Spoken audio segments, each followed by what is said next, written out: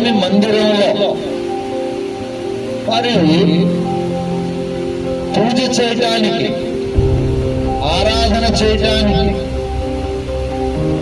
ఏం అవసరము అంటే అభిషేకము అవసరము. అభిషేకము ఎలాంటిది అంటే మీకు అర్థమయ్యేటట్లు చెప్తాను.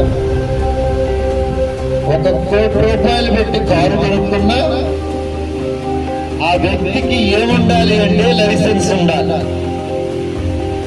1 కోటి రూపాయల కారు ఆయనదైనప్పటికీ లైసెన్సు అనేటువంటి గవర్నమెంట్ ఇచ్చిన వారి పట్ట లేకపోతే అతడు నేరస్తుడే, యోగ్యుడు కాడు.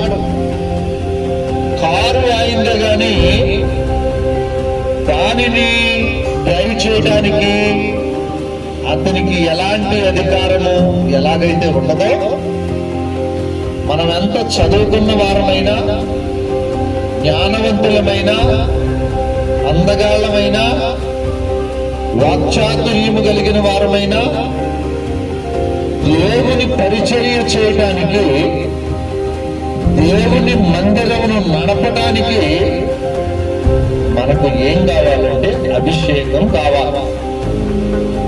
అందుకే దేవుడు నా మందిరములో సేవ చేయుటకు ఒక సేవకుడు కావాలి.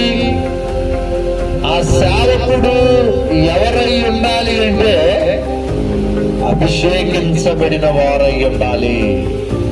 ఎంత వినండి, నా మందిరంలో సేవ చేయుటకు ఒక సేవకుడు కావాలి. ఆ సేవకుడు అభిషేకించబడిన వారై ఉండాలి.